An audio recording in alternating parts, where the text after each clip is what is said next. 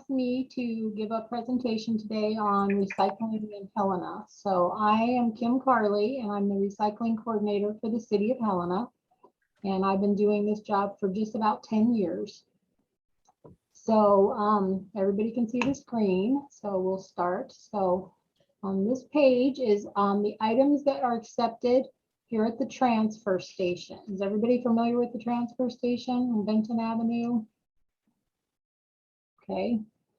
So we accept newspapers, magazines, white and pastel office paper, cardboard, only the corrugated kind of cardboard, not like paperboard that the 12 packs of pop are in, or cereal boxes, only the corrugated with the wavy layer in between.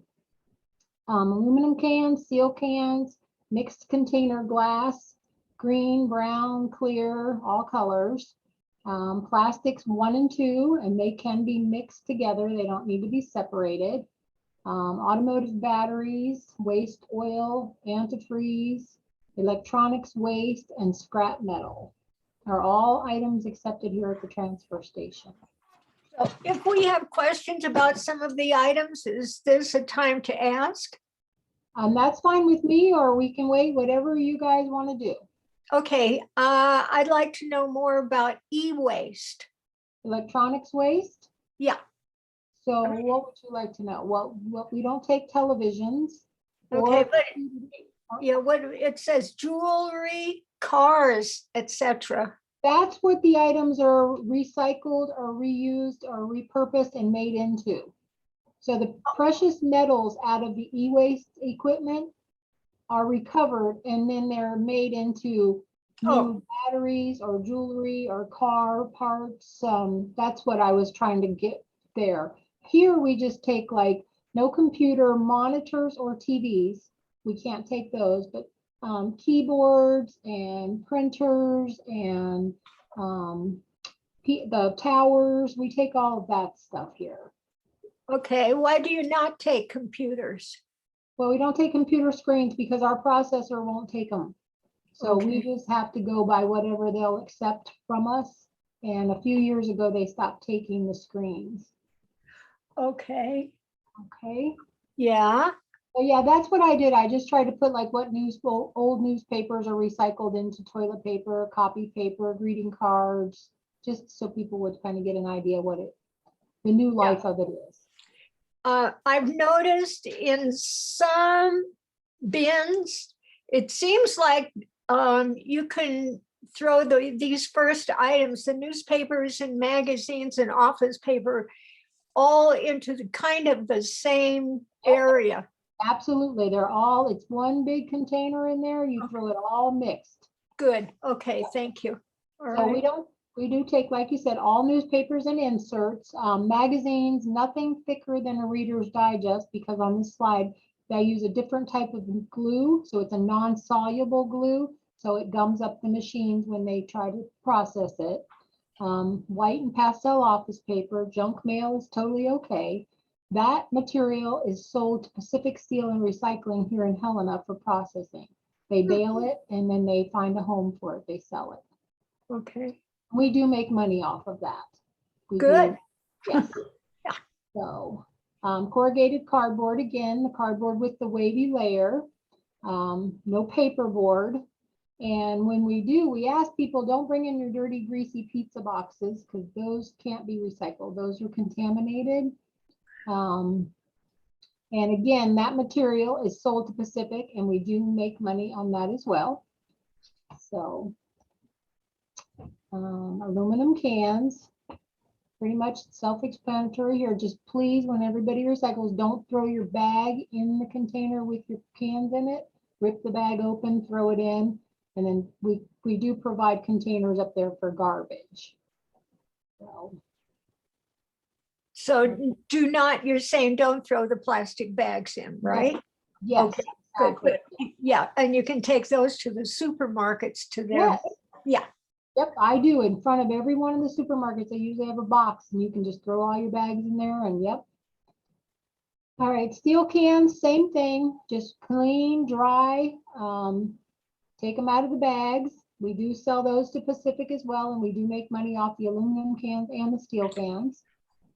So they do generate revenue for us. Mixed container glass.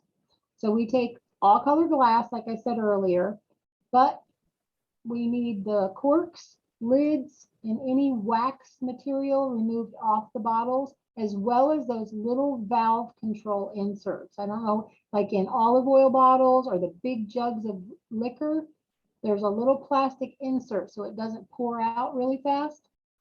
We used to be able to take our glass to Ash Grove Cement right over here in Montana City. And no charge, we didn't get a revenue, but they also didn't charge us anything to take the glass. They would crush the material and use it in their concrete product. Perfect working relationship.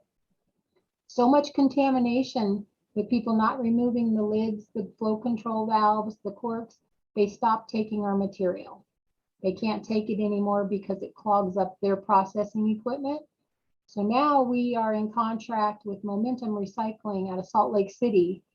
We stockpile glass here until we get about 35 tons. We call them, they bring in a big dual tanker truck and haul all our glass back to Salt Lake City and crush it up, and it's sold to Owens Corning as an insulation material. But that is not very cost. You can see they pay us $20 a ton for the material, and we pay them $67 a ton to ship it. It ends up costing us $47 a ton to ship the material to Salt Lake City. But at least we know it's being recycled and, you know, disposed of in a good way.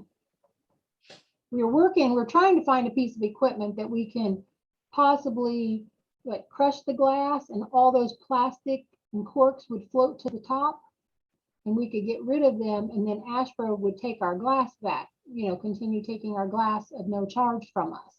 So we're working on trying to find a piece of equipment to do that. Let's see, plastics. We take plastics 1 and 2 here only. And that again is because of our processor. That's the only type of plastic they'll accept.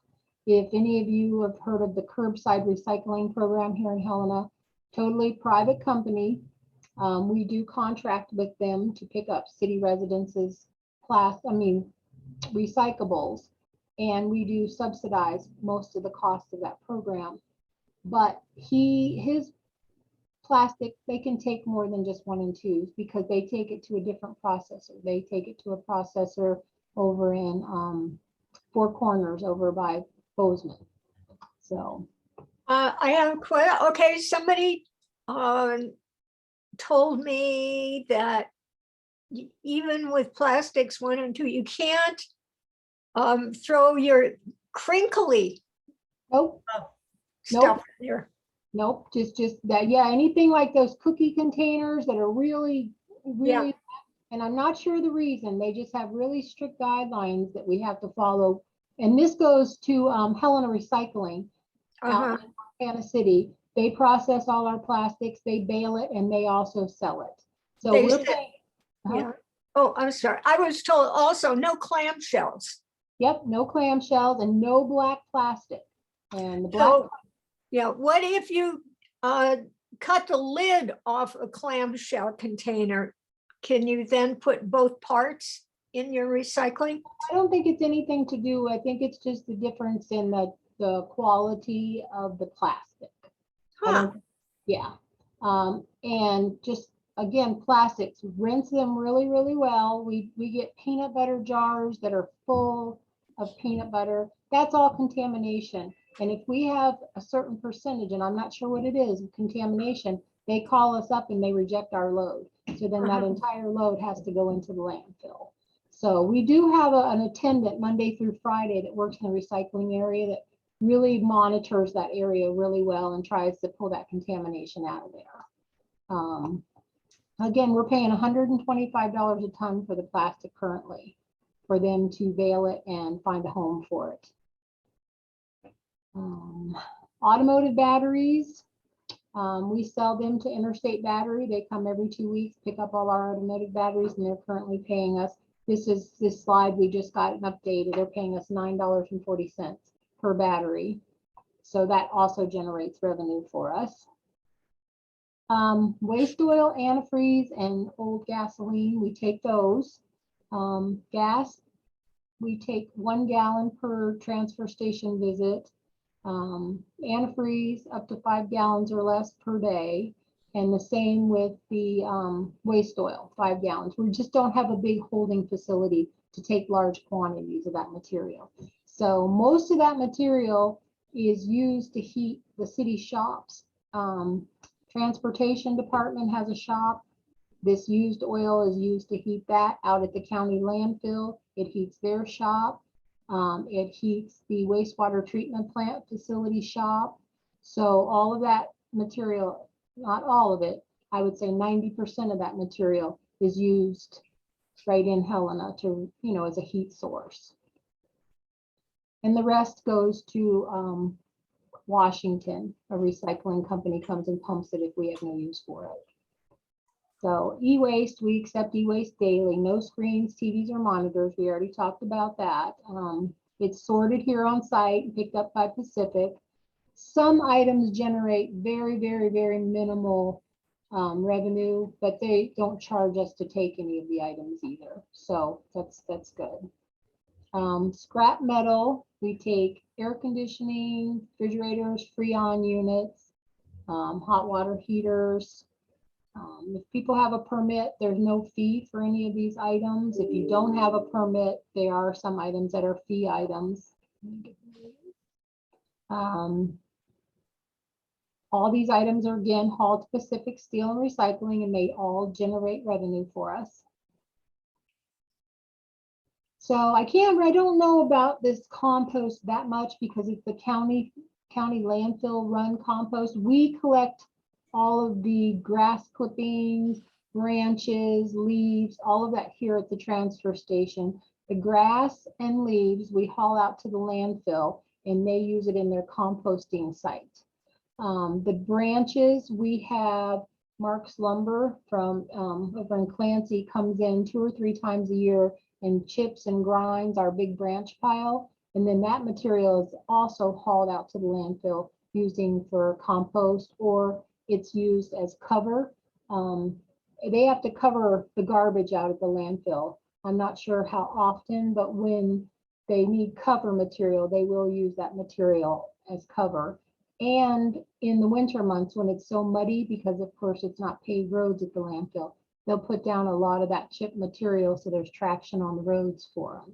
So that is put to a good use as well. We talked about the curbside recycling. That's a private company that we're in contract with, Helena Recycling, and they come every other week and pick up your recyclables right at your curb, and the city pays $4.20 of the $12.20 charge. So the water for a resident's only $8 a month, which is pretty good to have them come twice a month to your house. Let's see, off-site recycling. Okay, so we have right now 1, 2, 3, 5. So we have off-site recycling locations around town and on the county. So Safeway, Boeing, the Grub Steak out on Lincoln Road, the Canyon Ferry Mini Basket, the Lewis and Clark County Fairgrounds over by the pond, and then in the median at Dale Harris Park at the end of Cruz Avenue. So these locations only accept steel cans, aluminum cans, the corrugated cardboard, office paper, newspapers, and magazines. No glass or plastic at those locations. The reason for that, plastic is so bulky, it takes up so much space. That's why when it's collected here at the transfer station, it's collected in compactors. So our attendant, when they get full, we run that compactor and it just pushes it and pushes it and pushes it to make room for the next. So we couldn't do that outside. And the glass, it's just too messy. People drop glass and break glass, so it's a liability to have the broken glass laying around on the ground. So where do my recyclables go? Like again, one thing you can rest assured, if they are properly recycled. If we say they're recycled here, they are recycled. Material that's baled and shipped to respective recycling mills across the nation, like The majority of our stuff, as I said, goes to Pacific Steel and Recycling. They pay us or charge us depending on the material. They bale it all. They have people that's all they do is find markets for this material and then sell it, and then they get the profits from that. Same with Helena Recycling with the plastics. And if the recycled item does find its way to the Helena landfill, it's because people chose not to recycle it. It's not mandatory recycling in Helena, or it was contaminated and we had to send the whole load out there because people didn't recycle it properly. So we do have annual events. We have a couple of latex paint drop-off roundups here at the transfer station. That's usually in the spring and the fall. People can bring in their old usable latex paint. Only take latex paint and only take usable paint. If they have paint they want to get rid of any other time, they just add dirt, sand, kitty litter, put the lid on, and then it can be thrown in the garbage. We do host a household hazardous waste event annually. The last event was October 2nd, and it was just a very, very poor showing. We only had 50 participants between the city and county. So that was kind of discouraging because in 2020, we had 250. We didn't do it in 21 because of COVID. I mean, no, 19, we had 250. We didn't do it in 20. We did it last year and we only had 50 participants. And that's a very, very, very costly event. They send a company, well, the company we use is out of Salt Lake City, Clean Harbors, and they send a crew of 6 guys out here, hazmat, scientists, chemists, semi-truck trailers, barrels.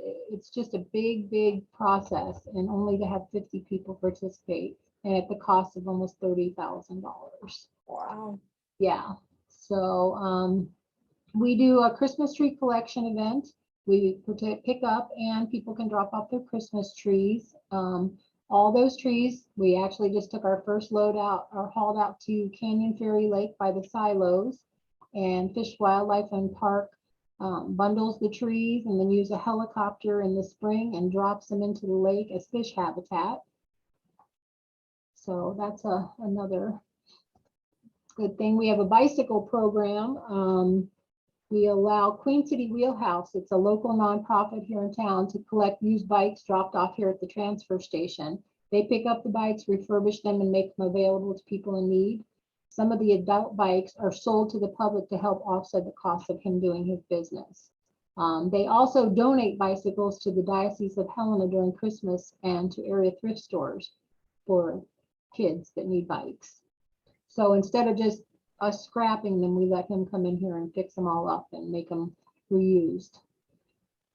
So here's some of the challenges we face with recycling. Contamination is the #1 challenge, especially at the off-site locations where they're not monitored. People will throw their car tires out there, their regular garbage.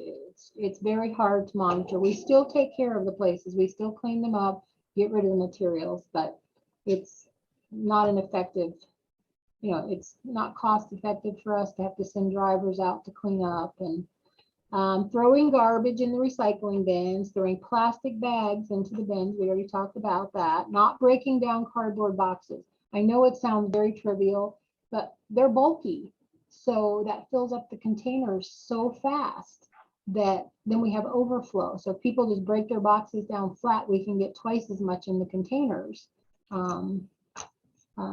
Not cleaning out the packing materials from the boxes, leaving the styrofoam, the plastic, they shove it all back in the box and then throw the box in.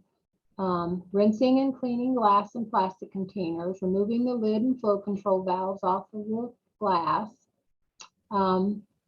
People will throw their big lawn bags in the grass piles rather than ripping them open and throwing them in. They just throw the whole bag and everything. Another challenge for us is the distance to recycling facilities because of freight costs. So that's why we're kind of very limited as to where we can take our materials. We get a lot of lumber in the brush pile and the branch pile, 2x4s instead of just limbs. household garbage and scrap metal area back there by the refrigerators and stuff. They throw that in. So, but for the most part, people do it good. I mean, don't get me wrong. People that recycle in general do it the right way. They want to do the right thing. So the impacts of contamination, we talked a little bit about this. Commodities to have to be landfilled versus marketed. So instead of getting money off or having them be made into something new, they're just thrown in the landfill. Processors unwilling or unable to work with us. Example, Ash Grove Cement, they stopped taking our glass because of the contamination. We lose revenue when we have to landfill material.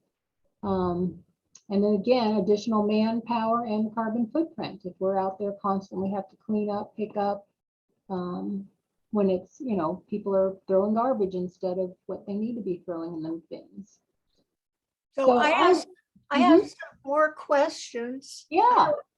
I don't know if this is a good time, but okay, where I live, I think very few people do recycle, and they seem to be, I don't know if it's that they're ignorant or they're defiant.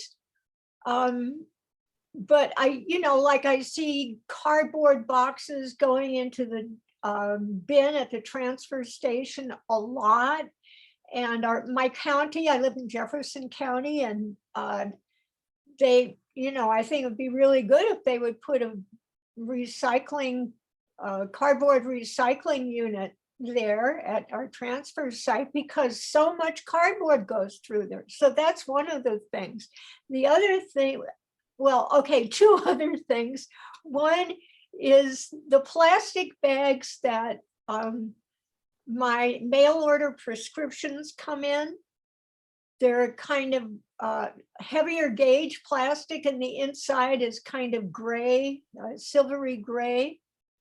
And I want to know, okay, and then the same kind of plastic was used in a package of boots that I mail ordered. And I didn't know if that's recyclable or not, but I'm thinking of all the prescriptions that are mailed out every single day to so many millions of people. And do we know if that's recyclable or not? That's a lot of plastic. Not here, it's not, unfortunately, because our processor won't accept it. So I don't know if like Helena Recycling, if their processor accepts that material, but ours only does the 1s and 2s, and they're very, like I said. Well, yeah, but the plastic bags, could we put them in the plastic bags that get recycled at the groceries? Oh yeah, I'm not sure about that because we don't take those here either. Okay. So, yeah, that would be definitely something to ask maybe the store or something, because they're the ones that actually, like Walmart, they'll bring in a load of material and usually they'll send a load of stuff back with them, to make it convenient or efficient for their trucking process. I know they used to do that, like their cardboard, they bale their cardboard and, send it back. Yeah. So I think that would be a great question, but I just don't know if it's just the gauge and the thickness and the quality of the that makes the difference. Okay. Then, okay. So, okay, the next thing is about educating people. I see very little that, in the media, either in the, national or public, local media. The cat's about to step on the, okay. There's very little information going out to the public. And I think we just did a news article. We just did a special news thing the other day about the contamination right after Christmas. We did about wrapping paper, how it's not recyclable. We have it on our webpage. We host the events. I do these presentations all the time. I just did one to Carroll College the last month. So we are trying to hire a sustainability coordinator, and the city just hired a public information officer as well to try to get more information on these types of things out there. Great. So we are working on that. public education is huge. Yeah. So we're going to try to, we've been to the farmer's market. We've set up booths at the farmer's market and, you know, information and hand out information to talk to people. And I go up in the recycling area once a day usually and talk to people as they're recycling, you know, and just explain about the flow control valves and tell your friends. That's what I tell them, share, you know, and Yeah. so, Does anybody go out to the schools? yeah, we've done school presentations, yes, and they, like private, they have bins. They have plastic recycling bins, they have soda can bins at the schools to recycle. So Yeah. right now with COVID, it's very hard because nobody will let you in anywhere. It's all these Zoom meetings. Hmm. So, let's see where we're at. So our wish list here, if we could, we would like to have our own baling facility. Cut out the middleman. We wouldn't have to take our stuff to Pacific. We could bale our own materials here. We could find our own outsources for this material, better quality control over our material. And we'd like to just have a completely separate location for recycling, because there's days that we get 1,300 cars through this facility. We're only open 8.5 hours a day. So that's a lot of cars coming through here, and it gets really backed up in the summer times and stuff. So, and a majority of those people are here just to recycle. So if we had a different facility just for recycling versus, you know, garbage and recycling, that would really take a big load off of this facility. So it's all in the works. We're doing a study right now. What's the best way to handle the material here in Helena, what people want, what the citizens want. So we have a really good, I think we have one of the best recycling programs in the state of Montana. We just had somebody come here the other day and tell us they were from Colorado and they don't have half the, you know, recycling that we do. So we're always constantly trying to improve and do better and get the word out there. And that's what these little meetings are for, sharing and educating. And so hopefully that helped and you guys answered your questions and Yep. gave you a little insight of what we do here. And does anybody else have any questions or?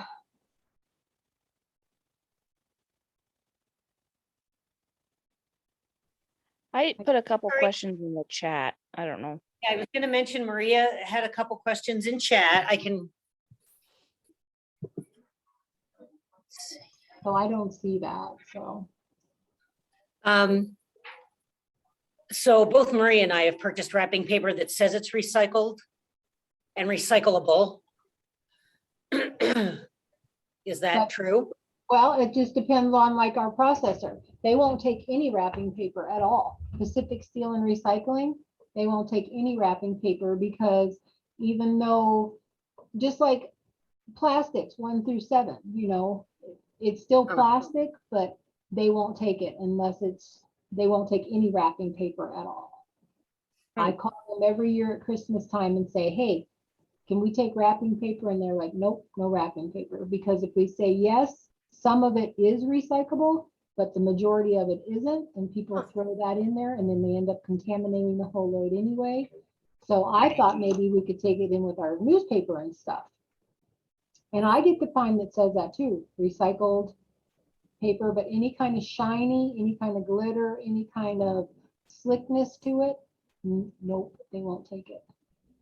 Okay. One other question I had was because I've always cut my labels off my bottles and cans and plastics and stuff. You don't have to do that? Nope. That saved me some work. Yeah, good.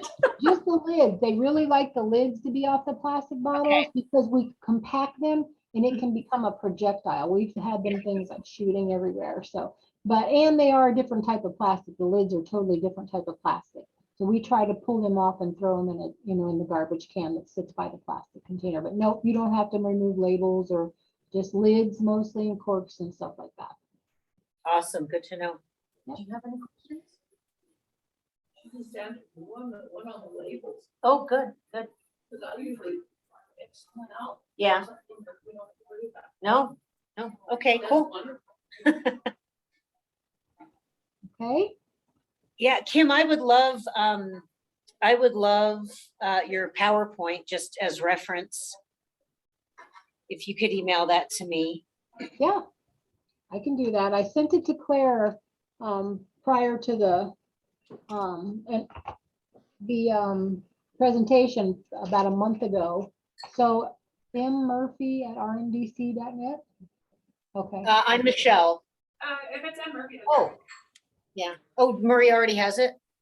She- Marie is muted because she's home with a toddler, so she has it. I'm not sure, but if you wouldn't mind just sending it to me as well, that would be awesome. So what is Because your, I'm Michelle Mathot, so I'm the original one that reached out to you. oh, so it's- okay, mmathot@rmdc.net. okay. I can do that. And I also have a diversion chart that I can send you to if you're interested at all. I track everything that is recycled and how much comes in and everything. And how much is diverted, like everything, aluminum, tin, glass, leaves, grass, everything. So it can just kind of give you an idea of how much we take on that. It's our fiscal year is July 1st through June 30th. So I pulled last year's information. I can attach that too if you'd like, just to kind of, Yeah, that'd be cool just to see. Yeah, yeah, thank you. it's really impressive to me. I mean, I'm just tickled to death when I see these numbers, it keeps it out of landfill, so. Yeah, I'll be happy to send both of these over to you. Wonderful. Okay, anybody else?